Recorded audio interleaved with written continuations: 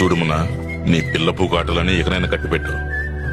మున్నా రేపు మనం లంజల వ్యాపారం చేసేవనుకో, నువ్వు లంజలాగా లంగా తొడుకుని అక్కడే వ్యాపారం చేస్తావా? ఇలాగే గుడ్డు బొబ్బుల ముందు నన్ను కొట్టాడు. మీరు వెంటనే కావాలంటే చెప్పండి మున్నా భయ్య, మీకోసం నేను ఆ కాలీన్ భయ్యాను కూడా. ఏమన్నావురా? తప్పైపోయింది భయ్య. ఏమన్నావు నువ్వు? తెలియకుండా నోట్లోంచి వచ్చేసింది భయ్య.